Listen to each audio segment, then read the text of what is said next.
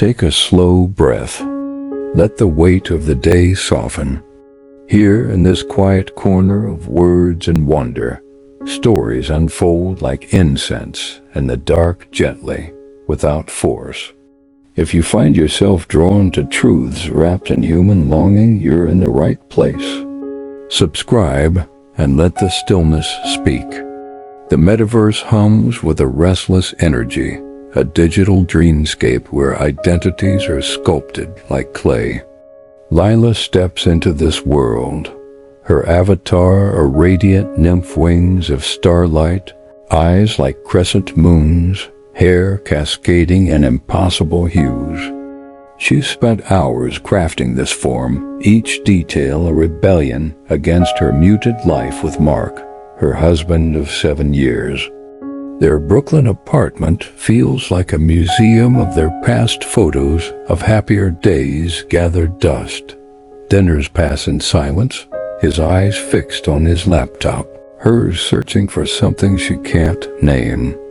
Mark, a software engineer, buries himself in code, his warmth eroded by deadlines and unspoken resentments. Tonight, Lila craves escape. She slips on her VR headset, her real-world body sinking into the couch, and enters a virtual lounge pulsing with neon and synth beats. Avatars swirl around her knights, mermaids, shadowed figures, each a mask hiding a human heart. Then she sees him. Ezra's avatar leans against a digital bar, all sharp cheekbones and smoldering gaze. A poet cloaked in midnight blue. His presence commands the room, his smirk a quiet dare. Their eyes meet her glowing orbs, his silver-flecked depths, and the metaverse shrinks to just them. Care to dance? He types, his words appearing in a soft golden script. Lila's pulse quickens, though she's alone in her darkened apartment. They glide into a waltz, their avatars moving with a grace her real body forgot. His virtual hand brushes hers, and the system renders a shiver down her spine. They talk witty, teasing, unguarded. Ezra's words weave stories of lost loves and restless dreams. Lila confesses her loneliness, her voice trembling through her avatar's lips. For the first time in years, she feels seen, desired, alive. In the real world, Mark barely registers her absence. He's hunched over his desk, debugging a stubborn algorithm, his mind drifting to Sophie, the new hire at his tech firm. Sophie's different, warm, curious, her laugh a bright thread in the gray of his workdays. Over coffee breaks, she lingers, her fingers grazing his as she points at his screen. Today, she invited him to stay late, her smile hinting at more. Mark pushes the thought away, but it lingers, a guilty spark. He tells himself Lila's checked out, her evenings spent in that stupid metaverse. He doesn't ask why, he's afraid of the answer. Ezra's life is no less fractured. His real-world apartment in Chicago is a mess of books and half-finished poems, a reflection of his chaotic heart. Tara, his lover, is a storm yoga instructor by day, tempest by night. Their relationship is a cycle of fiery fights and fiercer reconciliations, nights of passion that leave him hollow. Tara senses his distance, his late-night work sessions that don't add up. She demands answers, her voice sharp over the phone. Just freelancing, Ezra lies, his eyes on his VR headset. But Tara's not fooled. She calls Mia, her best friend, her anchor. He's hiding something in that metaverse, Tara says, her voice tight. Find out. Mia, ever loyal, agrees. She crafts an avatar, a sleek fox with amber eyes, and slips into the digital haze, her mission clear, but her heart unsteady. Lila and Ezra's virtual nights deepen. They meet in a glowing forest, their avatars reclining on moss that feels soft through the headset's haptics. Lila shares her dreams of being an artist, dreams Mark dismissed as impractical. Ezra recites poetry, his voice low and liquid, each word a caress. Their talks turn intimate, their avatars drawing closer. In a moment of daring, Lila lets her avatar kiss as a virtual act, yet her lips tingle in Brooklyn. The metaverse blurs boundaries. Their touches, rendered in vivid detail, feel realer than her life with Mark. Guilt flickers, but desire burns brighter. Ezra, too, is hooked. Tara's chaos once thrilled him, but Lila's quiet light soothes his restless soul. Yet each logout leaves him craving more, the real world duller by comparison. Mark's drift continues. Sophie's late-night work sessions become a ritual, her apartment a refuge. One night, after too much wine, they cross a line her bed. Her warmth, a betrayal, Mark justifies as just once. But once becomes twice, then more, each moment a knife to his vows. Meanwhile, Mia's mission falters. She finds Ezra's avatar in the metaverse, dancing with Lila's nymph under a digital moon. But instead of reporting to Tara, Mia lingers, drawn to Ezra's charm. She messages him, her fox avatar circling, and he responds, intrigued.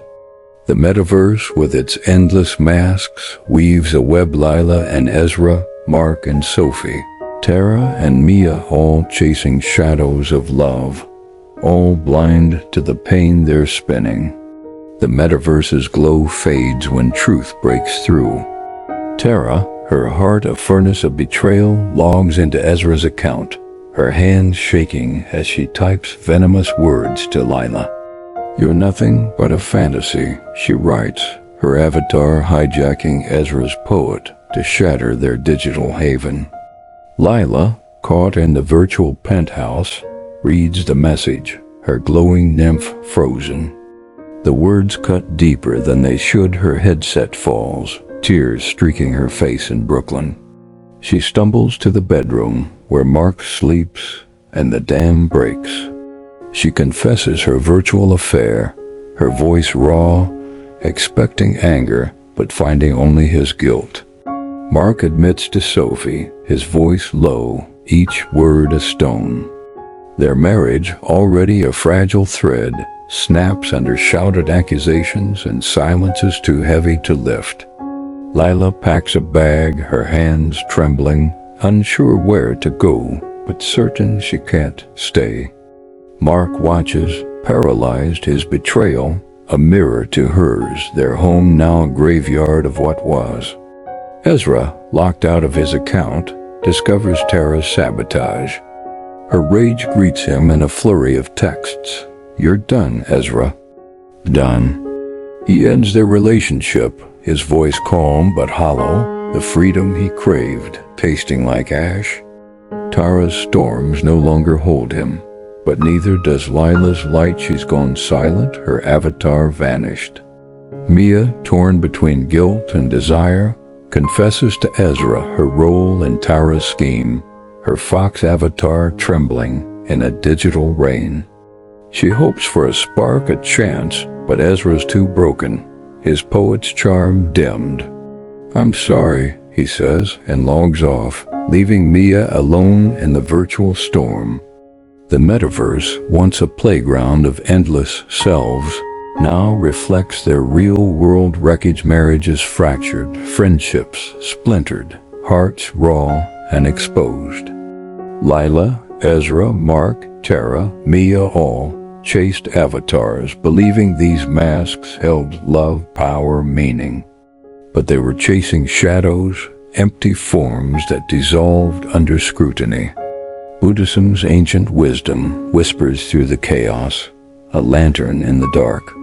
Suffering dukkha arises from clinging to what's impermanent, like avatars or the fleeting rush of desire. The Heart Sutra chants softly, "Form is emptiness, emptiness is form. Lila's celestial nymph, Ezra's brooding poet, even their real-world selves are illusions, projections of craving. Their pain comes not from love, but from grasping at it, demanding it stay fixed in a world of flux.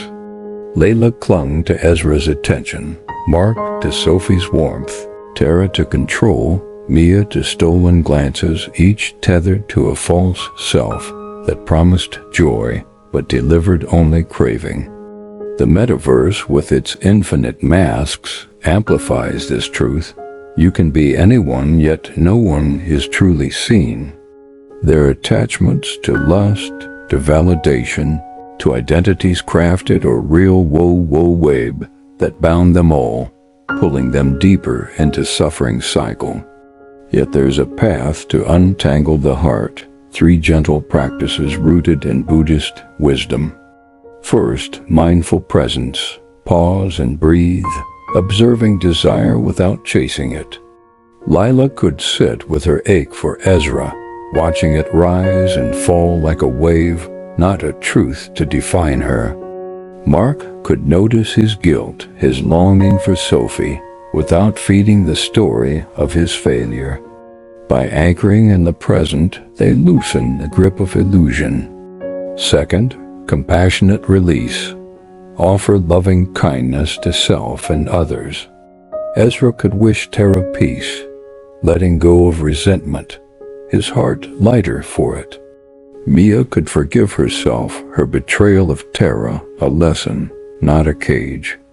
Compassion dissolves the ego's need to possess, opening space for genuine connection. Third, seeing emptiness.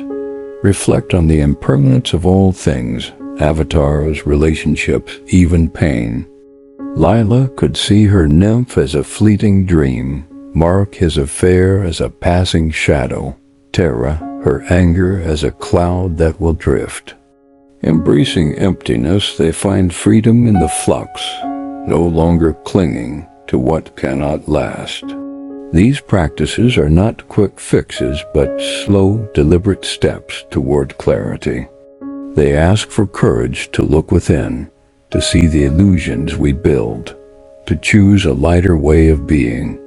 Lila might sit in a quiet room, her breath a tether to the now, letting Ezra's memory fade. Mark might journal, naming his regrets without judgment, finding ground beneath his shame. Ezra could walk by Lake Michigan, wishing Tara well, his heart unburdened. Mia might meditate, her breath softening the sting of her choices. The Metaverse, for all its chaos, is just a mirror of the mind's restless dance. By stepping back, by breathing, by letting go, they could all find what they sought. A heart unbound, at peace with what is, no longer chasing shadows in the digital glow. If something in this story stayed with you, don't keep it quiet. Share it. Someone else may be waiting for just this kind of reminder. Subscribe for more stories where heartache meets healing and the unseen becomes known. Remember, even the darkest entanglements can lead us back to light.